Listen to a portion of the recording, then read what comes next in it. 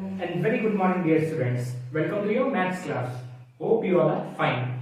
Yesterday, we completed exercise 7.1 of chapter Introduction to Algebra.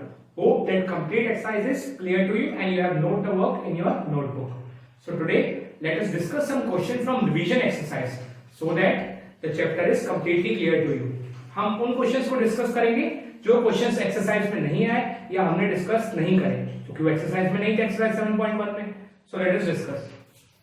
Question number 1. Rahul is 5 years elder than Sita. Rahul Sita से 5 साल Elder है, बड़ा है. Express Rahul's age in algebraic expression. तो राहुल की age को हमने algebraic expression में एक्सप्रेस करना है. सीता की एज को नहीं करना, राहुल की एज को करना है. तो Rahul is 5 years elder than Sita. Sita की एज हमें नहीं पता, लेकिन इससे इतना पता है कि राहुल जो है वो सीता से 5 साल बड़ा है. तो ऐसे केस में जिसकी एज का अलजेब्रिक एक्सप्रेशन पूछा गया होगा उसकी एज को x नहीं मानेंगे. जिससे उसकी रिलेशन है उसकी एज किससे कंपेयर की गई है? सीता से. कि सीता से वो 5 साल बड़ा है तो सीता की एज को x मान लेंगे. क्योंकि राहुल का अलजेब्रिक एक्सप्रेशन निकालना है तो सीता की एज को x मानेंगे, राहुल को नहीं. तो let the age of Sita be x years. हमने ये मान लिया कि सीता की एज जो है वो x years है क्योंकि हमें एग्जैक्ट तो पता नहीं तो हमने x मान ली. अब हम रिलेशन निकाल सकते हैं उसकी और राहुल की एज का. S Rahul is 5 years elder than Sita. Question में हमें गिवन है कि राहुल सीता से 5 साल बड़ा है. तो अगर सीता की एज x है और राहुल जो है वो सीता से 5 साल बड़ा है तो राहुल की एज कितनी हो गई? 5 plus x years. हमें ये पता था कि सीता की एज x है, ये हमने माना था, और राहुल उससे 5 साल बड़ा है, ये हमें गिवन था. तो हमारे हिसाब से राहुल की एज क्या हो गई? x सीता की थी, उससे 5 साल बड़ा है तो x plus 5, ये 5 plus x कुछ भी हम लिख सकते हैं. तो 5 plus x हमने लिख दिया. तो उसके एज का अलजेब्रिक एक्सप्रेशन क्या हो गया? 5 plus x where x is the age of Sita. x Sita की एज हो गई तो 5 plus x राहुल की एज हो गई. अलजेब्रिक एक्सप्रेशन हमारे सामने आ गया. This is question number 1. Discussing question number 2. Ravi's age is 7 times the present age of Gaurav. Ravi की जो एज है वो गौरव की प्रेजेंट एज से 7 टाइम्स है. 7 टाइम्स का मतलब 7 इयर्स ज्यादा नहीं, 7 टाइम्स मीन 7 गुना. मीन्स अगर उसकी 5 है तो उसकी 7 into 5 35 है. 5 है नहीं, एग्जांपल दे रहा हूं आपको. तो रवि's age is 7 times the present age of Gaurav. Find the algebraic expression of Ravi's age. हमने रवि की एज का अलजेब्रिक एक्सप्रेशन निकालना है और ये गिवन है कि रवि की जो एज है वो गौरव से 7 टाइम्स है, मतलब 7 गुना है. ठीक. तो अब रवि की एज का अलजेब्रिक एक्सप्रेशन निकालना है तो किसकी एज को हम x मानेंगे? गौरव की एज को. Let the age of Gaurav be x years. Gaurav की एज मान ली हमने x years क्योंकि गिवन नहीं है तो हमने ये वेरिएबल ले लिया x. As Ravi's age is 7 times the age of Gaurav. Ravi की एज गौरव की एज से 7 टाइम्स है, मतलब 7 गुना है. तो एज ऑफ रवि कितनी हो गई? 7 into x.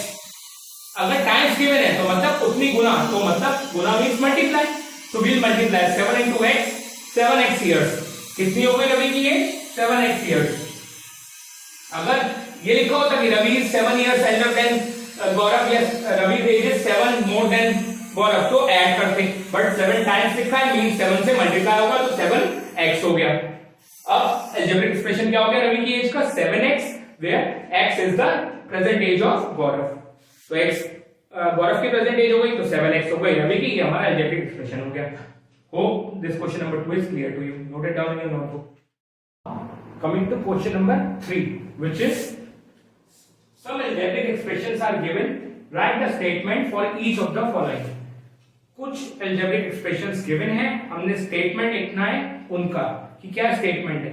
ऐसा क्वेश्चन हमने एक्सरसाइज में नहीं किया, ना ही उससे पहले वाले डिस्कशन में किया क्योंकि था ही नहीं. था क्या? स्टेटमेंट गिवन था, हमने अलजेब्रिक एक्सप्रेशन फॉर्म करना था. अब जस्ट अपोजिट है, स्टेटमेंट लिखना है, अलजेब्रिक एक्सप्रेशन गिवन है. हो जाएगा, बहुत सिंपल है. देखते हैं. A part xy plus 5 is the algebraic expression. algebraic expression given है xy plus 5. सो इसका क्या लिख सकते हैं? सबसे पहले लिखेंगे कांस्टेंट वैल्यू क्या है. कांस्टेंट वैल्यू ऐड हुई है, एक तो साइन देखा ऐड हुई है और है क्या 5 है. तो इससे स्टार्ट करते हैं. 5 added to 5 ऐड हुई किसमें? ये x और y का प्रोडक्ट है, मल्टीप्लाई है, तो इसे हम बोलते हैं product. 5 added to the product of x and y, आपका स्टेटमेंट खत्म। क्या कि 5 ऐड हुआ है 5 किसमें, product of x and y, 5 is added to the product of x and y, ये स्टेटमेंट हो गया। या फिर ऐसे भी लिख सकते हैं 5 more than the product of x and y, x and y का प्रोडक्ट x y हुआ प्लस 5 है तो 5 ज्यादा है इससे, तो 5 more than the product of x and y, तो ये दोनों स्टेटमेंट ठीक है आपके। बी पार्ट yz minus 5, तो फिर से हमारा जो कांस्टेंट वैल्यू है वो 5 है और इस बार एडिशन नहीं हुआ, सब्सट्रैक्शन हो रहा है, तो 5 सब्सट्रैक्टेड फ्रॉम, उसमें एडेड टू था क्योंकि ऐड हुआ और इसमें सब्सट्रैक्ट हुआ तो subtracted from, 5 subtracted from the product of y and z, yz का प्रोडक्ट है हमारे ये yz का प्रोडक्ट है, इसमें से 5 माइनस किया हमने, तो 5 subtracted from the product of y and z, या फिर इसकी जगह लिख सकते हैं 5 डिडक्टेड, डिडक्ट करना भी माइनस करना होता है, 5 deducted from the product of y and z, तो डिडक्टेड फ्रॉम मैंने यहां पे लिख दिया, आप दोनों में से कुछ भी लिख सकते हैं। Third is C part 7 plus 4x, 7 में 4x ऐड हुआ, 4x में 7 ऐड हुआ कह सकते हैं, तो कांस्टेंट वैल्यू 7 है तो 7 से स्टार्ट होगा, 7 एडेड टू 4x मतलब x का 4 टाइम्स, हमने पीछे क्वेश्चन किया था रवि और गौरव की एज वाला, उसमें रवि की एज गौरव की एज से 7 टाइम्स थी तो हमने 7x लिखा था, तो वही आ जाएगा 7 added to 4 times of x। हम ये भी लिख सकते थे प्रोडक्ट ऑफ 4 एंड x, वो भी 4x सही होता, लेकिन x का 4 टाइम्स है तो हमने डायरेक्टली लिख दिया 4 times of x, 7 added to 4 times of x, ये भी लिख सकते हैं 7 added to product of 4 and x,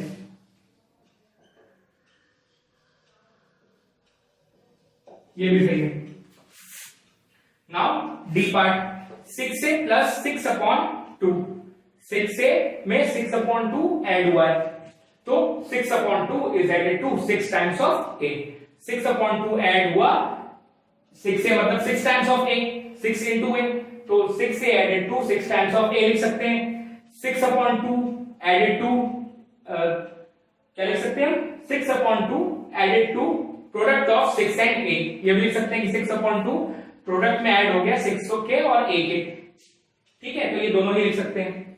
now E part x upon 3 minus 6, हमारा अलजेब्रिक एक्सप्रेशन गिवन है x अपॉन 3 माइनस 6, तो उसका स्टेटमेंट क्या होगा, 6 सब्सट्रैक्टेड, कांस्टेंट वैल्यू 6 है तो 6 से स्टार्ट होगा, माइनस हुआ है तो subtracted from, 6 subtracted from 1/3 of x, x upon 3 मतलब 1 अपॉन 3 की मल्टीप्लाई x से करेंगे तो 1 into x हो जाएगा और अपॉन में 3 आ जाएगा, तो यही हुआ है 6 सब्सट्रैक्टेड फ्रॉम 1/3 ऑफ x, ऐसे भी लिख सकते हैं 1/3, ऐसे भी लिख सकते हैं, तो 1/3 ऑफ x में से 6 सब्सट्रैक्ट हो गया तो हमने लिख दिया 6 subtracted from 1/3 of x।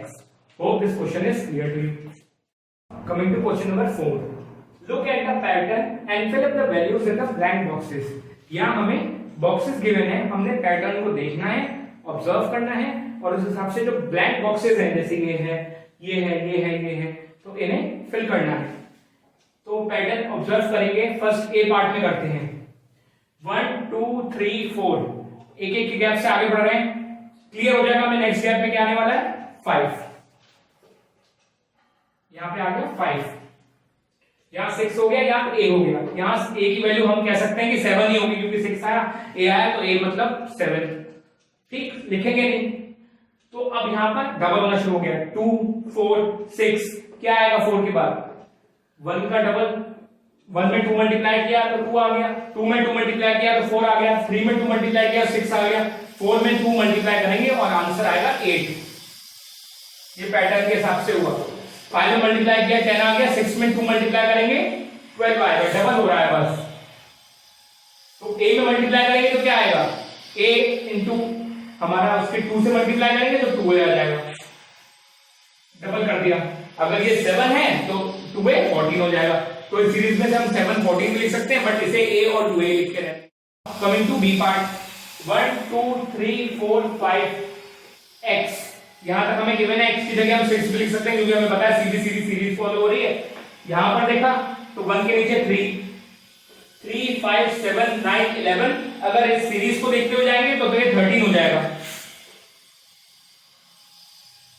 Answer क्या हो गया हमारा 13 हो गया। सी पार्ट 2 5 6 7 8 9 10, 2 के बाद सीधा 5 दिया है, फिर 6 7 8 9 10, तो नीचे चेक किया 5 के बाद सीधा 11 दिया है, 2 में 3 ऐड हुआ 5 आया, 5 में 6 ऐड हो गया 11 आया, तो मतलब डबल हो गई सीरीज। तो 5 11 13 15, यहाँ 2 2 का गैप चल रहा है, 11 के बाद 13 आया 15 आया, तो क्या आएगा इसके बाद 17, 17 के बाद 19 और 19 के बाद 21, ऊपर 1 1 का गैप था, तो 2 के बाद 5 के बाद सीधा आया 6 7 8 9 10, नीचे उसका क्या हुआ 3 ऐड हुआ तो 5 आया, तो यहां से 6 ऐड हो गया, उसके बाद 5 के बाद सीधा 11 आया, 11 के बाद 13 आया, फिर 15 आया, मतलब 2 2 का डिफरेंस आ रहा है, तो 15 के आगे 17 आएगा, फिर 19, फिर 21। नाउ डी पार्ट 3 4 5 6 7, x की जगह 8 भी हो सकता था, x गिवन है कोई बात नहीं। इस सीरीज को देखा, यहां पे हुआ 8 13 18 23, 5 5 का गैप लगा, 8 के बाद 13 के बाद 18 के बाद 23, उसके बाद लिखेंगे हम 28, 5 के गैप से 28 लिख दिया, और फिर उसके बाद 33, clear.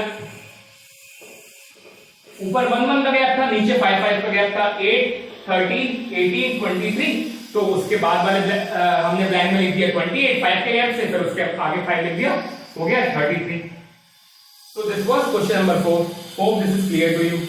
So these were the question of the revision exercises जो हमारी exercise में भी नहीं थे और discussion में भी नहीं थे. We have discussed them. Hope these are clear to you.